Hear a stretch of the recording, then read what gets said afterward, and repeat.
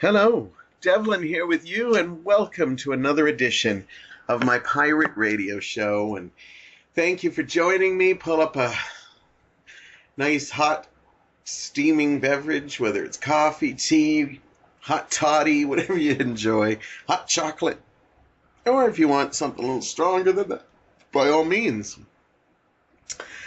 Thank you for making me a part of your day. And hey, Christmas is coming on quickly.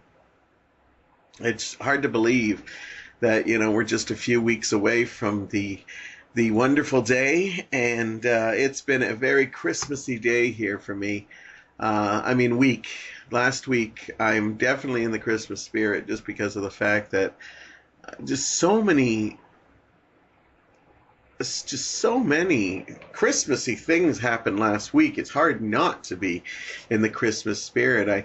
I started the week, not much, but I started putting Christmas songs in my MP3. I like to put them in a little bit at a time. And so, that happened. And then this Tuesday we decorated the place, and Mike and I always love to get the decorations out and, make the place look pretty nice for the season. Wednesday, I'm not going to get too much into it because you'll find out next week, but I actually recorded my Christmas episode last week, and as I said, I don't want to give away too much, but I've got two co-hosts. Corda asked me what I always wanted, and I said I kind of always wanted two co-hosts. And I think for my Christmas special, I'm going to see if I can do it. But I thought I may have to tape it early in December because everybody's so busy at Christmas. And, you got family stuff, you've got work stuff, you got stuff you have to do before Christmas and all that stuff. So I kind of just played it by ear. I have so many wonderful guests I could call back to bring on for a Christmas episode, but the two I wanted, I decided to go for it. And it all happened kind of casually. I contacted one, they said, yeah, they're interested. And while I was literally talking to that one, I decided to send a message to the other one. And the other one came in and said, yeah, I'm good. I'm good for that day. And it all worked out, and you'll get to see the results of that next week. Sorry I'm being elusive, but that's just what I do. And it's worth the wait. It's worth the wait. And I got a new show for you right now. And then on Thursday, I got a chance to do something really Christmassy and special. And I'll talk about that. That's what this segment's going to be about, so I'll move on from there. Friday was kind of an easy day. We just did our,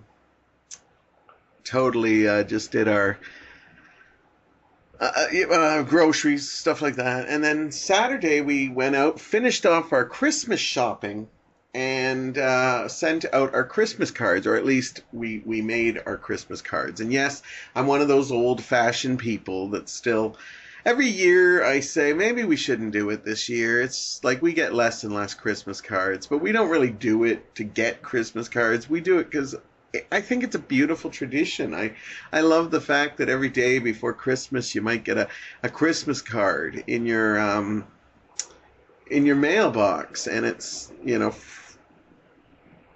get a nice picture, you get a warm sentiment, and I know you can easily do it now on Facebook or texting, but honestly, it's still nice to do that. And hey, other people must do it because they still sell Christmas cards all over. So we did that.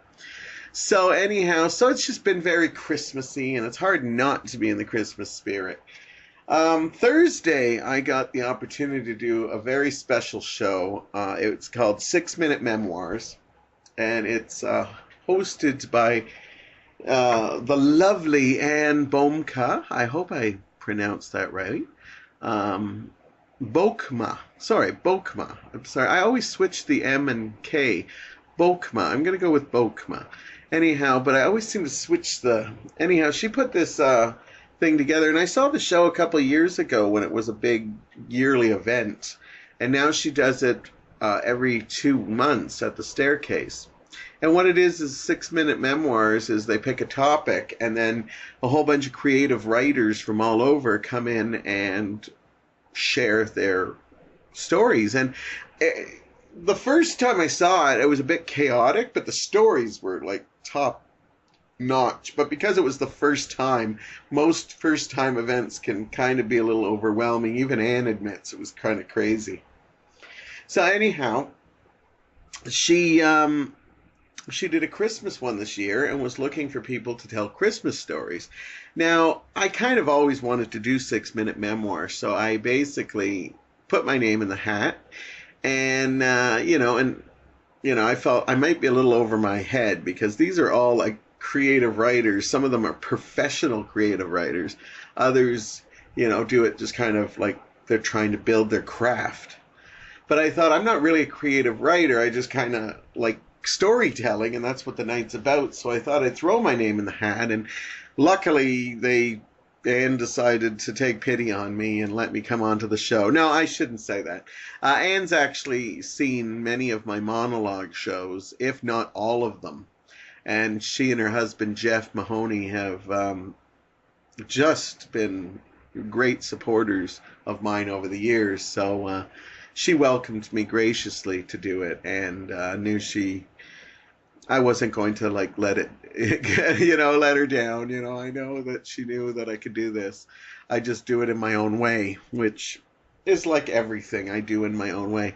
Anyhow, the stories were absolutely wonderful. The staircase is such a great location. They have it decorated nice. The lighting is beautiful. We did it right in the cafe.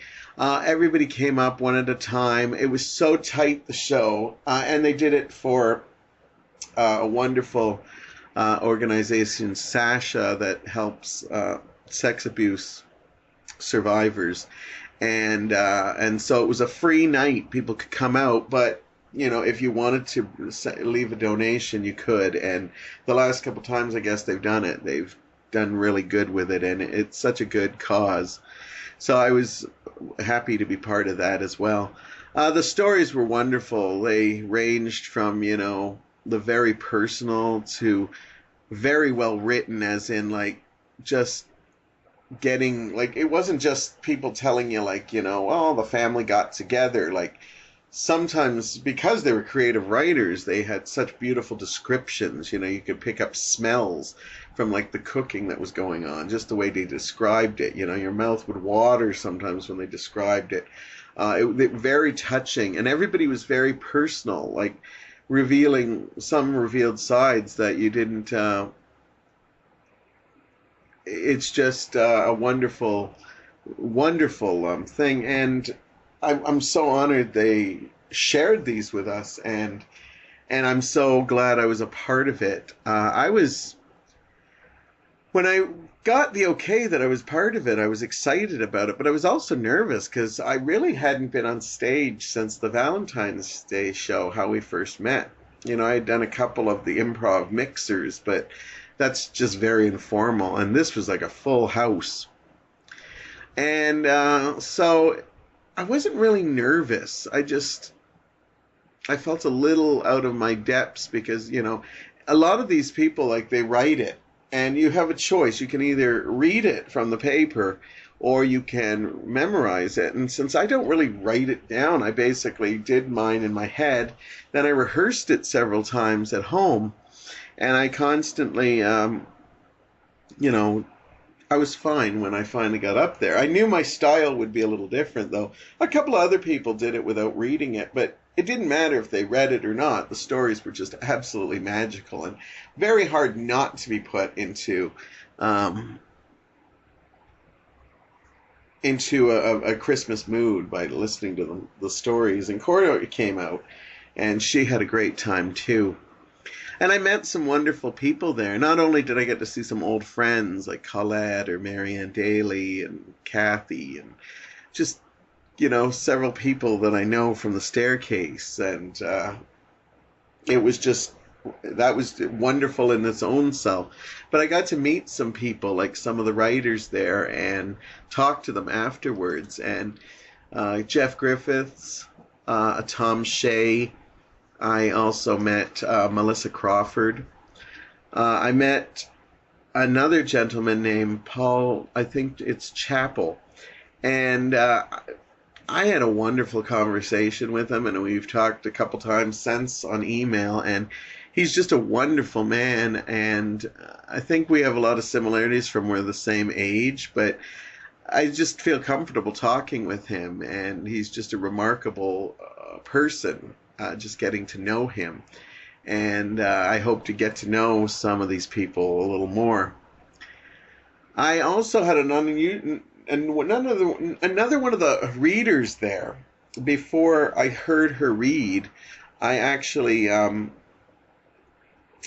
we bumped into each other in the intermission, and she hadn't seen me do my story yet. And I remember we came face to face, and she just looked at me and said, "I know you." And I said, "Yeah, I know you too." And it was one of those moments where you recognize somebody's face, but you're just not sure where. And I said, "I'm Devlin, but I also go by Donald. But you might have seen me around the staircase because I'm here a lot. I've done lots of shows." And she shook her head no and said, "You're Memoirs." And I said, "That's right. That's right." And I said, "Your name is Suzanne, and you used to go by the nickname Duff." And she said, "Yes, yes, I do, and that is my name." And basically, Gamora's was a wonderful little Pride bookstore. And it was, the only one I believe we had in the Hamilton area. Several, probably going back, I want to say several years ago, but we're probably going back about a decade or two ago. Anyhow, it was a wonderful little place that, you could go and get gay movies and, LGBT books and toys and, merchandise, pride flags, shirts. It was a wonderful little store, and I remember her from it. And I came up to her a little later, just before I went on, and she went on. I was surprised to find out she was actually one of the speakers and told a wonderful story. And basically what happened was I told her, "By the way, thank you." And she said, "Thank you for what?" And I said, "Well, Gamora's was the place that put on the meetings where you could go and come out of the closet and talk openly about it."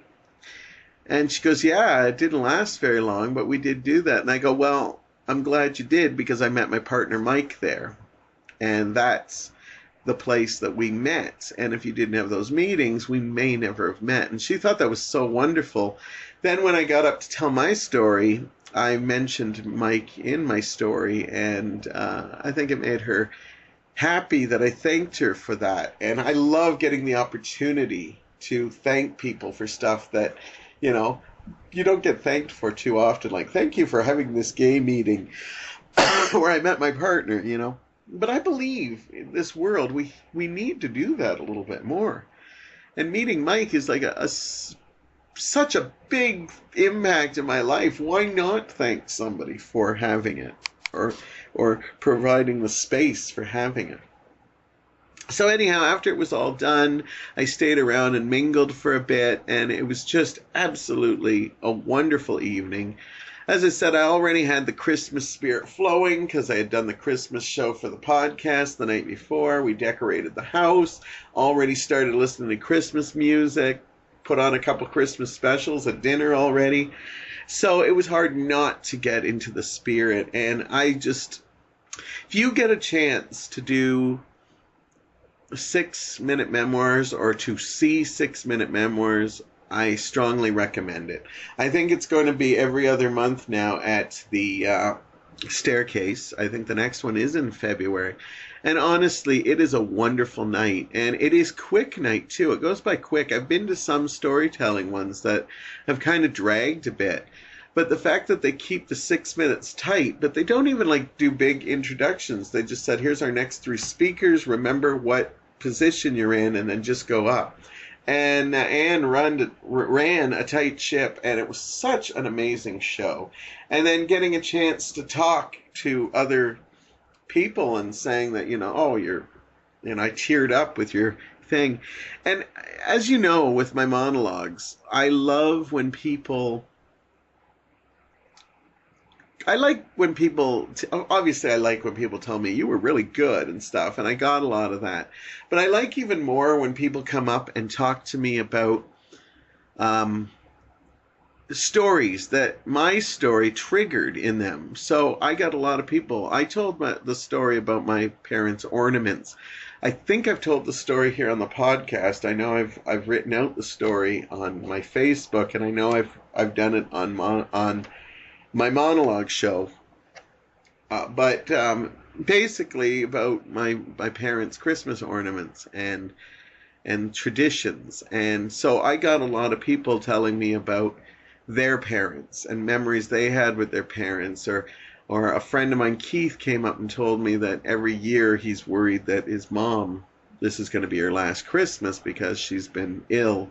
And just, I love when people are triggered to remember something, or for a brief moment they remember their mother or their father or something. And that's kind of what I find rewarding, very rewarding, and it's very exciting to me. So I strongly recommend you going out, checking 6-Minute Memoirs. Check the staircase for it. We'll try to maybe put a link here for, if they have a page or something. I don't know if they do or not, but we'll see what happens. Anyhow, it is wonderful, and it also inspired me. I talked to Colette, and Colette, when I saw her, she's one of my good friends. Still trying to get her out onto this show. I asked her a couple times, but the woman is crazy busy, in her defense. But she has said she would come and do the show. And I told her we need to talk in the new year because I think I'm ready to come back to the stage. And she just looked at me and nodded her head yes. And I said that I've been thinking about it, and the show I was originally going to do that I had to cancel, for those of you who listen to the podcast and know where I was, I may postpone that show, and I think I'm going to start working on a Christmas show. And maybe next year at this time, you'll be hearing me talk about me preparing to do a Christmas show. I think it's time. It felt good to be back up there. I don't know why I'm cheering up. I had a lot of people telling me it was good to see me back up there, even when I put a picture up of me just standing in front of a microphone. I think it touched people because they know it's been a while. And so I'm saying it right here, right now, Christmas episode of the Devlin Monologues next year. Hopefully it's going to happen. No, it's going to happen. It's going to happen. Anyhow, I'm getting all crazy and teary-eyed here, so we're going to take a short break, a good time for it. I got a lot of good stuff coming up. It's not going to be all Christmas, but maybe a little bit. So please, stay tuned, and we'll be back with more on Devlin's Pirate Radio Show. Welcome back, and we're here with the next segment here on Devlin's Pirate Radio Show. I've mentioned Christmas is just a few weeks away, and some of you are probably still stressing about what to do for Christmas shopping. In the past, I've given you ideas and places you could go, whether it be big stores or little small independent places. So I didn't know what to do this year. I'm not exactly like a show like a Martha Stewart or an Oprah. But that doesn't mean I can't have an opinion or promote some places I really love to shop, or places that I know people own. So I don't mind doing that. And by all means, if you're listening to this and you have something you want to promote or something, talk to me. We can always do a segment, or who knows, we could just do a whole thing on it. I love promoting new businesses and little businesses and big businesses, whatever I can, because that's just what I like to do. I like people in the Hamilton area to find these things. We're not just the big malls, and there's nothing wrong with going to the big malls. I'm not going to go into it, but in the past I've talked about how, yes, I think you should promote independent stores as much as possible, but I'm not a stickler on that. I know, it's just unrealistic to, you just stick to small things. If you can, by all means you can. But, some people want things from other stores, and so I'm not above going to the big malls and stuff like that. So this segment is going to be called These Are a Few of My Favorite Stores. Some stores that you can get some Christmas stuff that might be a little different, or maybe things you haven't even thought of. So anyhow, if you're in the Stony Creek area, and maybe sometimes Christmas gets so busy you almost forget time to cook. Well, let some people do some of your Christmas baking for you to get that off your plate. And there's a great little store that I happen to know the people, Steve and Elizabeth Massalio own it. It's a place called Bella Biscotti, and it's a wonderful just a little deli, not a deli, a little bakery that serves primarily biscotti. But not just any biscuit, lots of different kinds, chocolate chip. They even have some savory ones there for you. They've got some, I can't remember all of them, but I've tasted so many. I think there was a peanut butter and jelly one. Lots of different kinds. I think they change them up all the time. If you're an Italian, I don't have to tell you what biscotti is, but if you're not and you're like intrigued by this, get down there and give some a try. They usually have some samples around, and it's just wonderful. And it's something a little different because, everybody puts out Christmas cookies and stuff like that. But biscotti is really different. I'll be honest with you, I wasn't a big fan of biscotti. And then I actually tried it a few times through Bella Biscotti, and I actually really, really liked it. And surprise, surprise, I really loved the savory ones they did. I don't know if they do a lot of savory ones at the bakery all the time, but they usually have a couple. And when I talk about savory, I'm talking about not sweet, like a cheese or a bacon or something like that. And they usually have one or two kinds like that, and it's really a nice treat. But perfect for entertaining, and I think they also sell a couple of other baked goods that you can check out. You can find Bella Biscotti in Stony Creek at 53 King Street East.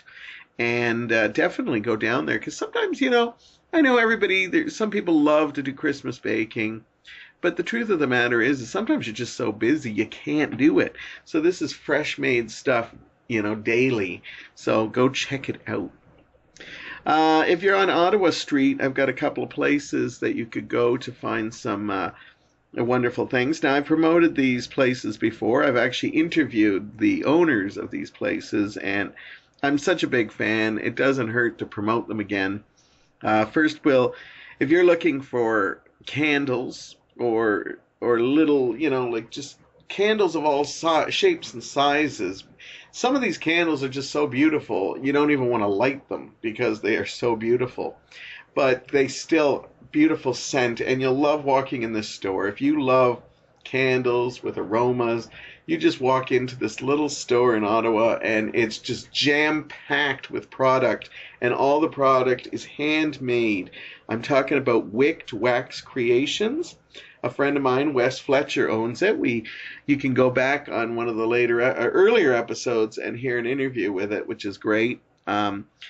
He's done really well for himself, and you can actually, if you look for the Wicked Wax logo, if you go into other places in Hamilton, you'll actually see them.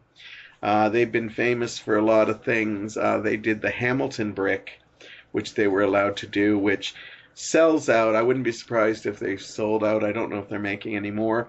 But just pop in there on Ottawa Street, and you will find a whole bunch of wonderful little candles. I love that they got candles of all sizes and all prices.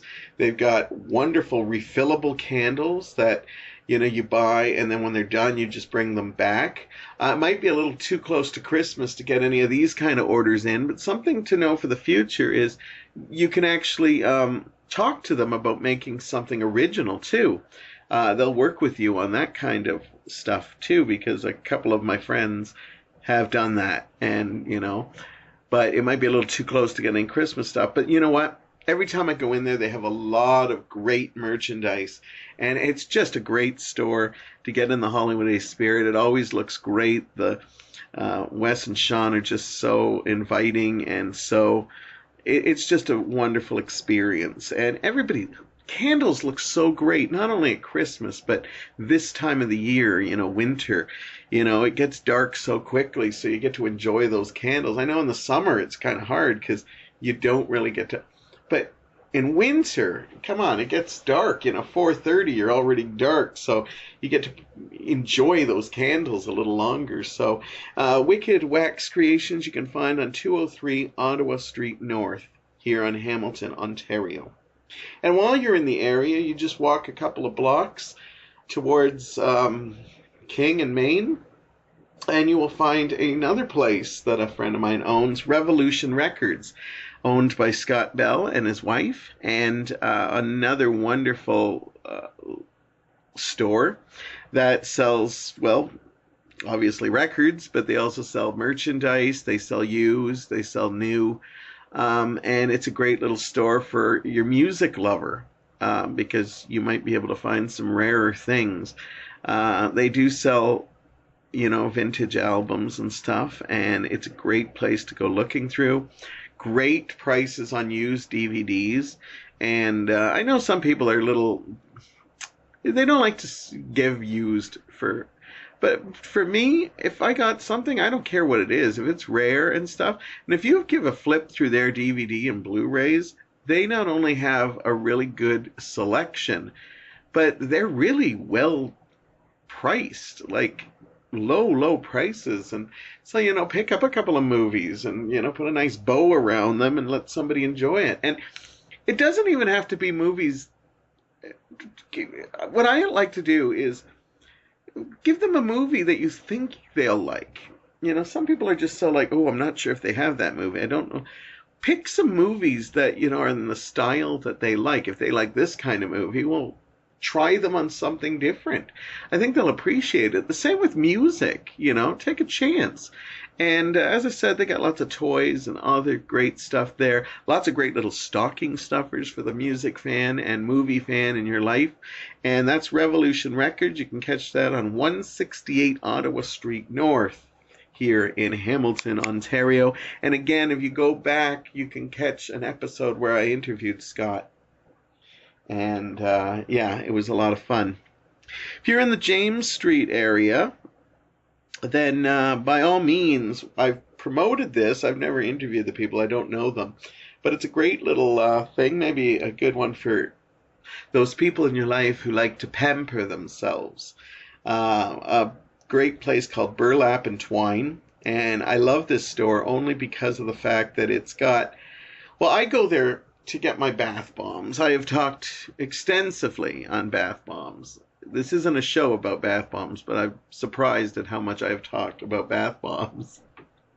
This place also has handmade soaps and liquids, and it's just a absolute treat to go in there. The store always looks beautiful. The people are always nice there. I definitely recommend it. Lots to look around. Their bath bombs are probably some of the cheapest I've ever seen and some of the best. I won't name names, but I've been to some of those fancier stores in the malls, and I can't believe how much the bath bombs are in there. And to be honest with you, I've tried them, and they're not that good. These ones are like a snowball, like a baseball, well, not a baseball, maybe a tennis ball. And they work so good, and they usually have a sale of, like, I think it's something like 5 for $20. Don't quote me on that.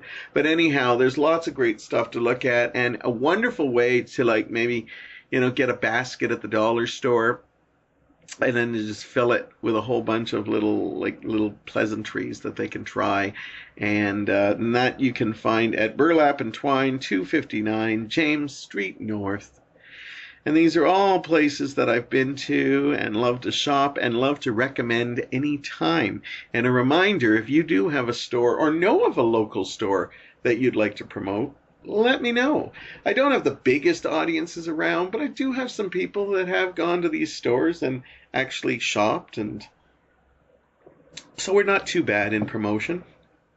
I love going to the Westdale area. Lots of great shops there to look around at. But one of my favorite ones is a place that is pretty well known. In fact, even if you haven't been there, you may have heard of it. It's an independent bookstore called Brian Prince Bookseller.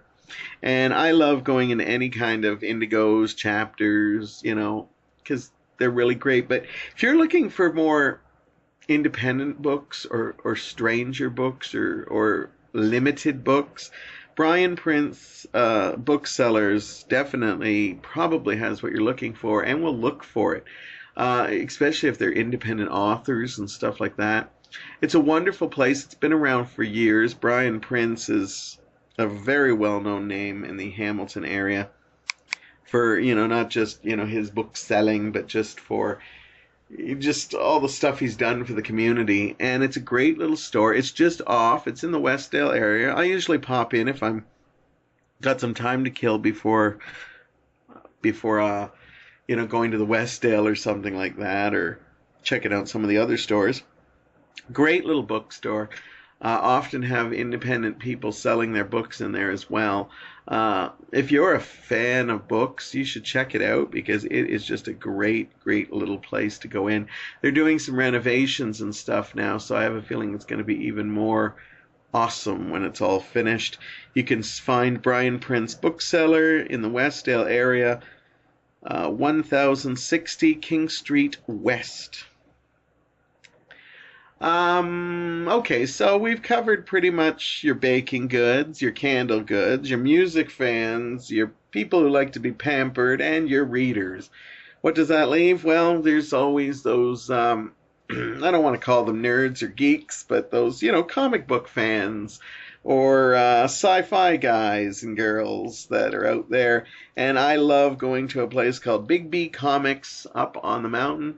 There is a lot of them around. I think that it's a franchise, but ours is located on Upper James.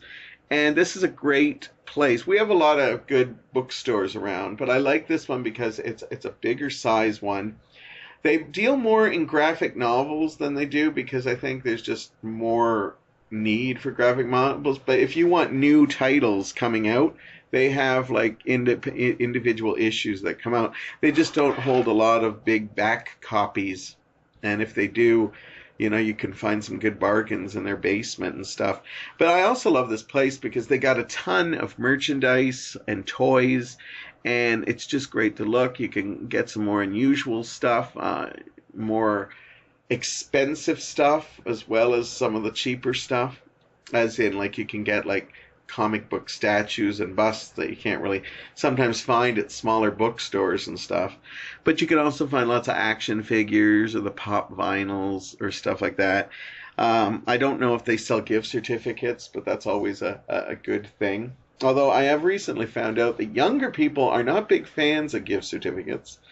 I don't know why. Maybe because they, it's not like they go out and buy CDs anymore or DVDs. They just stream all that stuff now.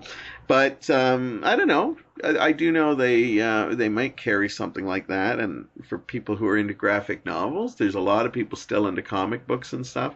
Be a perfect idea. And yeah, definitely a great store to go to for your, comic book geek in your family.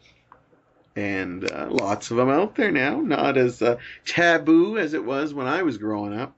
And you can find Big B Comics at 1045 Upper James in Hamilton. As I said, I recently found out young people aren't big fans of gift certificates. So if you are going to get them a gift card, I suggest you maybe look towards stuff like movie theaters. Like this, Cineplex or Jackson Square possibly. I'm not sure if the smaller ones like the Westdale or the Zoetic or stuff sell gift cards, but it's not something, you can always ask any of the local chains if they do it. They might do something special or something. And yeah, so look in that, or maybe even a restaurant. Find one of their favorite restaurants and, for people who are foodies, you could probably find them at some of these like more local theater things. But you know what? For a younger person, you'd be fine with a Harvey's or a McDonald's or a Wendy's, and they all sell them. So, I'm sure some of them would be quite thrilled to get like a a gift card from a Harvey's or something like that. So, look into that. But I've recently found out they're not big fans of getting like HMV ones and that, only because of the fact that they don't really, they'll pop their heads in, maybe buy a toy here and then, but those places are still more for older people now. It's not a young person's game anymore. I want to promote one other thing. If you're in the downtown area, because I've kind of promoted, James, Stony Creek, Westdale. So if you're out shopping and you get a little famished in Jackson Square, there's lots of places you can eat, and I certainly recommend going to Nations because it's got so many things. Definitely hit the Hamilton Farmers Market if it's open. A wonderful place. You can grab some, ingredients to take home and make something. But if you're in the Hamilton Center, which is the old Eaton Center, a great little delicatessen that moved from Jackson Square there, and they've got a beautiful new location, and I want people to know about it, because sometimes when I go, Christmas shopping, I just want to take it easy and have a bite to eat, and it's Deco's Deli, and it's a wonderful thing. They don't have an address. It's just 2 King Street, which means it's part of, the Hamilton Center down there. It's on the main floor, so you can't miss it if you stay there. And it's just a welcoming place with fresh food, and it's just a great place because there's nothing better than treating yourself. And that's the other thing. When you're out Christmas shopping, don't be afraid to treat yourself, yeah, sure, you're getting Bella Biscotti for, that party, the relatives coming, but you're also, get some for yourself, grab a candle for yourself on top of getting something for a friend. Pick up a movie for you, maybe a Christmas movie you haven't seen at Revolution Records. Get yourself a book at Brian Prince while you're getting something there. Treat yourself, by God. If anybody deserves a Christmas present, it's you, for all the stress you've had to endure through the holidays, Anyhow, that's my little shopping guide. Lots of great places. And you know what? Get out there and look around. Whether you're going to the big malls or the side streets or the, thing, look around. There's always new places opening and always wonderful places out there. And as I said, if you got somewhere you want to promote or someone to give a heads up to, let me know about it and I'll check it out, and it'll be a lot of fun. Anyhow, that is it. We'll be back for the final segment. I'm going to do a little tongue-in-cheek kind of stuff. I always got to promote that nowadays, because nowadays I just never know who has a sense of humor or not, and I'm afraid people are going to think, is he really that miserable? Anyhow, we got that coming up next. And we're back, and you were listening to Devlin's Pirate Radio Show, getting ready for Christmas, and we got some great... I'm so excited for some of the Christmas specials we got coming up for you. I don't want to give anything away, but as I told you earlier, we have next week we're going to have my actual Christmas special, and then the following 2 weeks aren't really going to be Devlin's Pirate Radio Shows. Well, that's not true, because one is. But anyhow, after we do the big Christmas special with my 2 special guest co-hosts, we're going to have the week of, like just a couple of days before Christmas, I'm handing the reins over to somebody else, but it's not going to be Devlin's Pirate Radio. It's just going to be a special episode, a very special man in my life that... well, he's kind of done a couple of music shows here in the past, just not used to doing Christmas. He usually shows up around another holiday. Okay, I've given way too much. Anyhow, a very delightful Christmas special we've got with him, where he gets to play maybe some Christmas music you're not familiar with, or might not want to be familiar with, but it should be a fun show. And then following that, I'm going to probably do a best of show, or at least a rerun, something, because I need a little bit of a break during the holidays. But the new year, brand new episodes galore as we head to my episode 100. I don't know if I'm doing anything special for that yet, but we will wait and see. And I have some ideas of some incredible guest stars I've got. Co-hosts, not guest stars, but I think of them as guest stars because they're beautiful, beautiful people. Anyhow, my last segment is going to be another Christmassy segment, and I hate that I live in a world now that I kind of gotta say this is going to be comedy based. So I'm going to kind of have some fun with this. But I have to say that because if anybody listens to this and they're not really paying attention to stuff, they're going to really think I'm a Scrooge during this segment. Now, any of you know I absolutely adore Christmas. I absolutely adore it. But I decided to take the bah humbug look for this segment. I don't know why, because everything's been so, oh, Christmas is wonderful, Christmas is great. But to be honest with you, there are some people that everything is negative and that. So I'm going to have some fun and if I was going to look at things negatively, this is things that I would about the Christmas season. I don't know why I'm doing this. I'm going to call this segment Bah Humbug, and I think it's going to be kind of fun.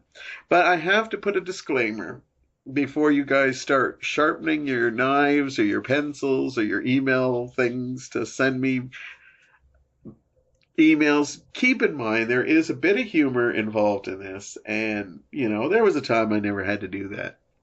So anyhow, I made a comment recently on my Facebook about that maybe this will be the year we ban Bing Crosby's White Christmas because he's not dreaming diverse enough.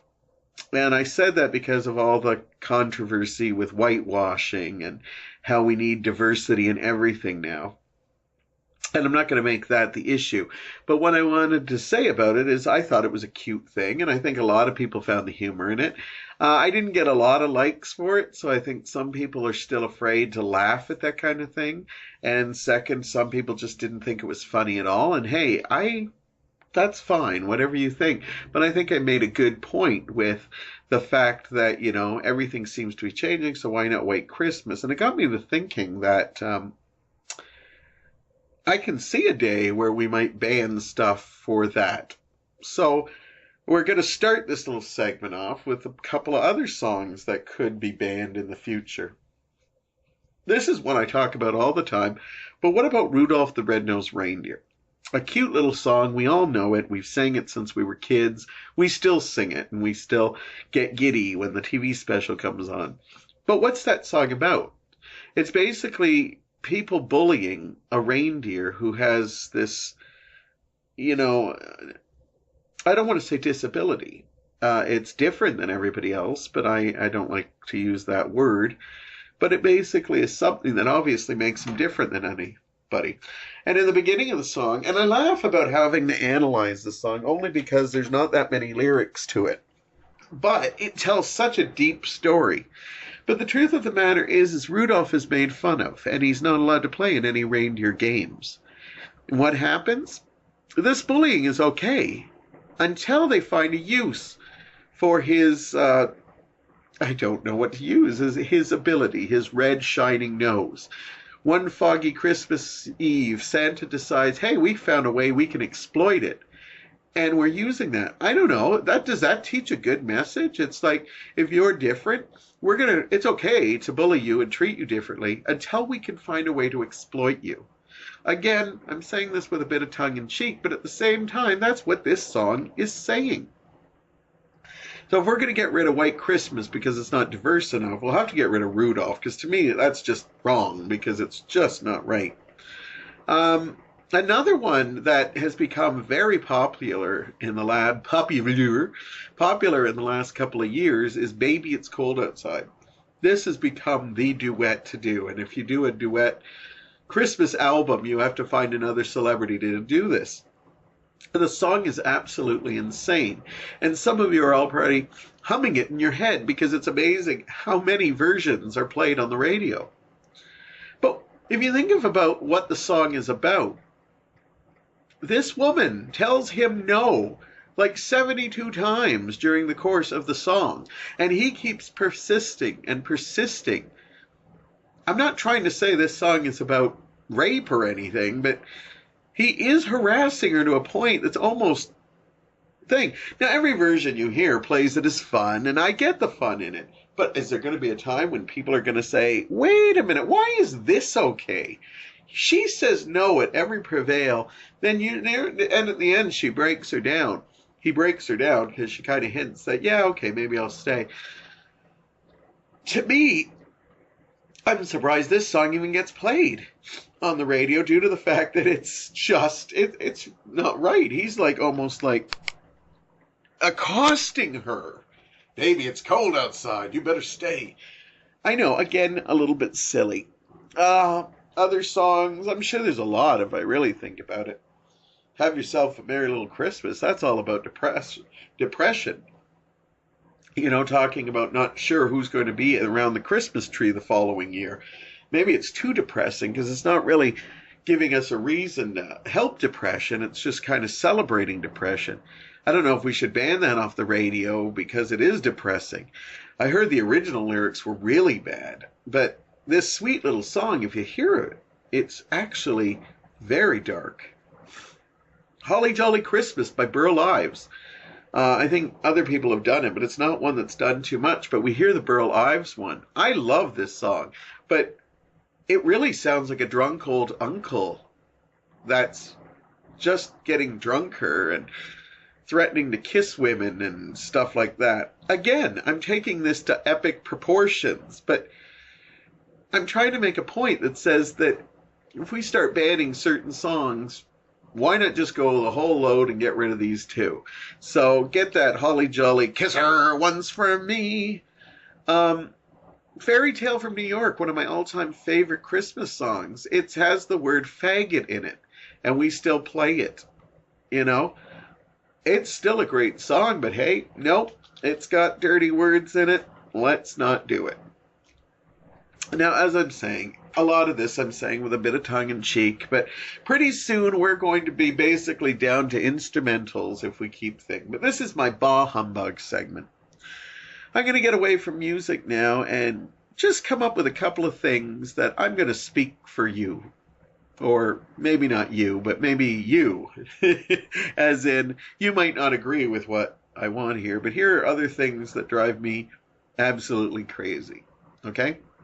And again, this is not necessarily me speaking. I'm just seeing stuff that I've heard that can drive people crazy. Maybe some of them is a little bit me, maybe my dark side of me. Elf on the Shelf. We had a version of Elf on the Shelf when I was a kid, but I don't remember such strict rules. I just remembered he looked exactly the same and he would sit in people's houses. I don't remember moving him around a lot. We didn't have one, but I know some friends of I did. But I never heard this mass hysteria about how you have to move them around. Now, don't get me wrong. I enjoy the funny postings when people do really rude or crude stuff with it. But I think that's only because I can't believe how Elf on the Shelf has taken off. This is my bah humbug moment for this. We teach our kids constantly to be original. You know, not to follow the latest trends. Well, just because your friend has it doesn't mean you need one. And what's the first thing parents do? We got to run out and get Elf on the Shelf. A couple of years ago, it was hard to find these little fuckers because everybody wanted one. Now they're surplus, so you can get them everywhere. Now they got friends, and I won't lie, I own the reindeer because I think he's cute. But basically, Elf on the Shelf, everybody had to have one. And then I know parents that basically hate this little guy because of the fact that sometimes they're all snug in bed and then they wake up at 2 in the morning realizing they haven't moved the Elf on the Shelf, and that's going to traumatize the kids. Speaking of traumatizing the kids, I'm glad we didn't have Elf on the Shelf. I already have anxieties, and I don't need, when I was a kid, you're telling me I wouldn't get anxieties for believing this little elf is moving around? I'll tell you, that little bugger shows up anywhere near my room. That's the equivalent of waking up and finding a stranger watching you sleep. And you're wondering why our kids today have anxieties? Again, I have to stress that I'm taking the extreme look on this. I have nothing physically against Elf on the Shelf, but I would punch him in the face if he woke up in my bedroom watching me. But you wonder why kids have anxiety? How about this? It's bad enough we were always afraid that Santa could see us doing our bad things and good things. Now he is this fucking elf that kind of watches over. Sorry about my language, but this is my bah humbug segment. Moving on. Fruitcake. I'm not even going to talk about this. This is the most disgusting thing ever. If you enjoy it, that's great. You can eat it with the even more disgusting eggnog. I love eggs of every kind, but not eggnog. Don't mention eggnog because I will go into a rant. It's just disgusting. And fruitcake is much up there. I don't know why people think this is an honor to get. This is the equivalent of Halloween molasses candies, in my opinion. It looks disgusting. The texture feels disgusting. It tastes disgusting. Moving on. Okay, I know some of you get a little trendy. When it comes to decorating trees, I believe Mike and I decorate the tree, and we have his family's ornaments, my family's ornaments, and ornaments we fill around. I like cheesy stuff. I like everything from, hey, a kid made this one, to I've got Darth Vader on my tree. Yes, I have Darth Vader on my tree. You know what I don't like? And I know you're being trendy and stuff, but I don't like when people have a certain pattern and every year it has to be the same color scheme. Silver and purple, silver and gold, white and gold. It's the coldest thing I have ever seen. I'm not saying it can't look beautiful, but if you think this looks like Christmas, to me a Christmas tree should look like a whole bunch of elves and reindeers came in and vomited color all over your tree. And the fact that you're just sticking. Recently at Value Village, I had a lady show up who said that for next year she's collecting all the silver and purple she can, so she will have one of those trees that she sees in the magazines. Nobody fucking likes them. Okay? Okay, not everybody. I can't speak for everybody. Some people like it. But I'm telling you, when you have company come over, not many people are telling you the truth when they say, that's beautiful, because of the fact that it's not. It's basically, you might as well call it an anal retentive tree. You've made something that's supposed to be kind of a... Back in the old days, when there wasn't much money, they used to take crepe paper and make chains. They used to sew popcorn on it. They put any shit they could on it because there was no money. They would get like old catalogs and find ways to make angels out of the catalogs. You put everything on a tree. That's what makes it a tree. I love looking at a tree and saying, we got that ornament a couple of years ago. That was one from my parents. That was one from Mike's parents. The fact that I just went to a bloody IKEA and collected all these same color balls and stuff, I'm sorry. There are lots of people that like this, but trust me, not everybody who comes to your home and says, oh, that's beautiful, is telling you the truth. I'm bah humbugging today, so here we go. This one is just going to be a little bit mean, but again, I remind you that I am kind of over-exaggerating today. But unless you have the most awesome family, and there are a lot out there, and I love my family to death, but honestly, not everybody likes visiting the relatives. I will tell you right now, when I'm at work, I hear more people saying, then we got to fucking meet with his parents, or we got to fucking make arrangements, and they can't do Christmas. I'm sorry, visiting the relatives is stressful. It's better if you probably just plan a visit in the middle of the year. But the add gifts and dinners and having everything perfect so your other relatives can come in and judge you is just a mess. And I'm not saying people don't like it, because it's, yeah, the family time together is the best. I enjoy it too. But let's be honest, there are moments that are very stressful, okay? I love getting together with my family, playing games. Don't like getting together with my family and watching hockey or the year's best thing, because we ran out of conversation about a half hour ago and nobody else is talking. Crank out a board game, do something. Visiting the relatives is stressful, and there's many of you right now that are probably like, you're a horrible person. Christmas is about hanging out. Yeah, Christmas is about hanging out with your friends, the people you want to hang out with all the time. When you're forced to go see relatives, you might not agree with me, but come on, you can think of right now, I'm judging. You think of at least 2 relatives that you're not looking forward to seeing this Christmas. Yeah, you got them in your head right now. So don't tell me about that. My family is funny. I love going to see my family, even though I just kind of bitched about going to see relatives, but I am speaking for the masses here. The people who are afraid to say their real feelings here. This is a comedy bit here. Might not be very funny for many of you. But one is that I cannot stand is the slow unwrappers. It's funny, we get together with my family, we talk, we might play a board game, we have some dinner, and then we open gifts. And I swear, opening the gifts takes about 10 minutes because we rip through them so fast. We are one of those old-fashioned families who don't give a shit.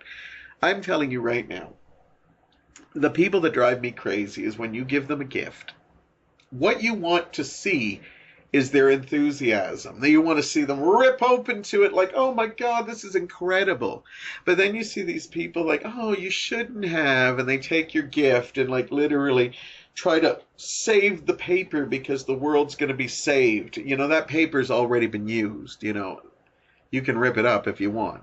It's not like you're going to take it home with you and use it. And if you're one of those people, thank you for saving the planet, but we got a whole other bunch of issues for you. Anyhow, I find that the slow openers are working towards their reaction. I think that they need to prepare as actors knowing they're going to be disappointed. And I think that they have to prepare themselves so they open the gift slowly because they know whatever's in here is going to be a fucking train wreck. And they need to have the proper face on because they're about to say, oh my God, this is so beautiful. Especially if it's a craft you made. Because I'm sorry, it's lovely to get things handmade, but there are a lot of people out there that don't want them. Okay? I like getting a nice personalized gift from somebody, but I won't lie. I wouldn't mind a store gift right next to it. Bah humbug, I'm sorry. I'm speaking for the masses, and I know a lot of people who tell me they get so disappointed when they worked so hard to find the perfect gift, and then somebody makes something that, or even worse, something that kids made, which that looks like, you know, back in my day, we used to spend time making nice pictures for our family and took hours of care.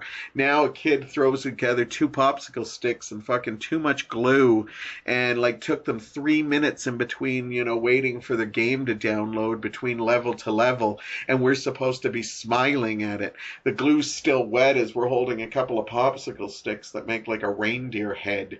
Who cares? So you need to slow unwrap because you know you've got to make this, you've got to sell this. Again, I'm not a horrible person. This is just my inner demons that come up and things that I have heard people say, and I decided it would be a fun segment to thing. And I know some of you might be hating on me a little bit right now.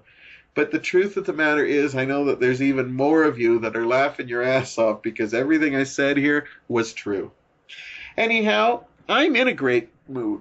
I'm not really in a bah humbug mood. It took me a lot to do this segment, but I thought it was kind of fun and I enjoyed it. I don't get to swear that often, and please do not be turned off. I don't usually swear that much. We do have occasional swearing, but I just went a little bit crazy, but forgive me.